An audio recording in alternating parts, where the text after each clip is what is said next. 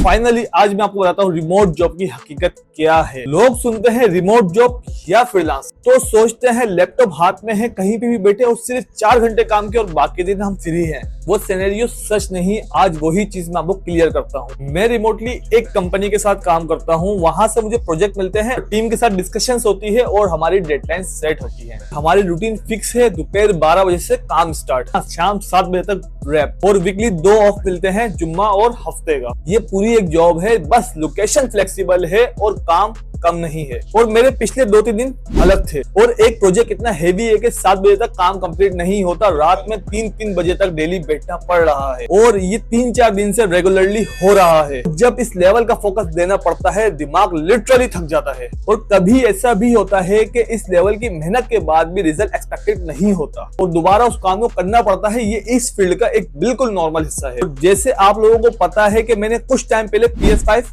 Bye की थी और वैसे मैं गेमिंग एंजॉय करता हूँ और टाइम मिलता है तो खेलता भी हूँ। पिछले कुछ दिनों से काम का इतना हैवी लोड है कि मैं PS5 ही यूज नहीं कर पा रहा। इसी फ्रीलांसिंग के पैसों से मैंने अपनी दूसरी कार भी बाय की थी, होंडा रिबॉन। उसका ब्लॉग ऑलरेडी आप लोगों ने देखा होगा, अगर नहीं देखा तो लिंक डिस्क्रिप्शन में है। ये चीजें मैंने हासिल तो की है लेकिन आसान नहीं था। मुफ्त में कुछ नहीं आया। बच्चों के साथ टाइम स्पेंड करना, मनहा और बुराक के साथ, वो मेरी तरजीहात है, चाहे मेरा शेड्यूल कितना भी टफ क्यों ना हो। एज अ फ्रीलांसर मैं जिम भी रेगुलर करता हूँ। तो पॉइंट ये है कि फ्रीलांसिंग या रिमोट जॉब ना इजी है ना नामुमकिन। गाड़ी, गैजेट्स, लाइफस्टाइल, जो पीछे मेहनत होती है वो किसी को नजर नहीं आती। कंसिस्टेंट काम, फोकस और डिसिप्लिन लगता है इसमें। अगर तुम भी इस फील्ड में आना चाहते हो या ऑलरेडी हो, समझ लो मेहनत लगेगी लेकिन रिजल्ट लाजमी मिलता है। यही वो हकीकत है जिसे लोग अक्सर नहीं बताते। और ये जो डिसिप्लिन की बात है ना, असल में सबसे ज्यादा मैटर यही करता है। कोई तुम्हारे सर पे खड़ा नहीं होता ऑफिस की तरह ये चेक करने के लिए कि तुम काम कर रहे हो या नहीं। वो जो आजादी लगती है ना बाहर से, वही सबसे बड़ा टेस्ट भी है। अगर तुम खुद से डिसिप्लिन नहीं लाओगे तो यही फ्लेक्सिबिलिटी तुम्हें पीछे भी ले जा सकती है। मैं खुद कई बार अपने आप को याद दिलाता हूँ, किसी ने मुझे फोर्स नहीं किया ये रास्ता चुनने के लिए, तो मुझे ही इससे जस्टिस करना है।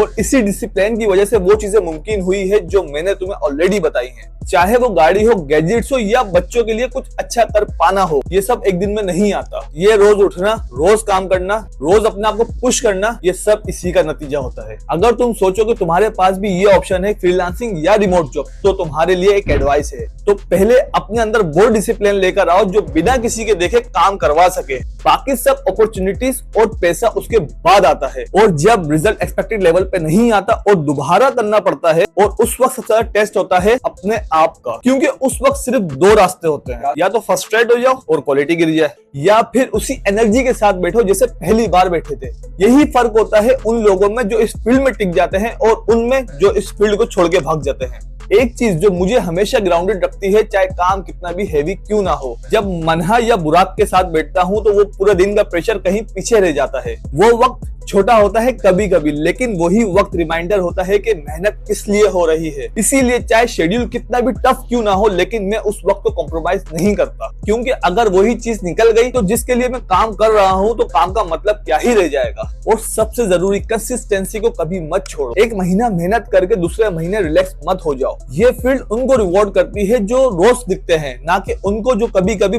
बस्ट में काम करते हैं। अब यहाँ एक चीज और बताना चाहता हूँ जो आपको मोटिवेट भी करेगी। मैंने ऐसे लोग भी देखे हैं जिन्होंने इसी तरह काम की शुरुआत भी की, सिर्फ एक क्लाइंट और एक प्रोजेक्ट, और वक्त के साथ साथ खुद की एजेंसी भी खड़ी कर ली। आज वही लोग अपनी टीम के साथ काम करते हैं और उनकी मेहनत का नतीजा सिर्फ बैंक बैलेंस में नहीं, उनकी गाड़ियों में भी दिखता है, चाहे वो लैंड क्रूजर हो या फॉर्च्यूनर। ये सब इसी रास्ते से आता है जहां से मैंने शुरू किया है। ये बताने का मकसद शो ऑफ नहीं है, मकसद ये कि तुम्हें पता हो ये सीलिंग नहीं है, सिर्फ और सिर्फ शुरुआत है। यही वो हकीकत है जिसे लोग अक्सर नहीं बताते। उम्मीद है आपको इस वीडियो से क्लियरिटी और थोड़ी सी मोटिवेशन मिली हो। अपना एक्सपीरियंस कमेंट्स में लाजमी बताना। मिलते हैं अगली वीडियो में, तब तक के लिए अल्लाह हाफिज, बाय बाय।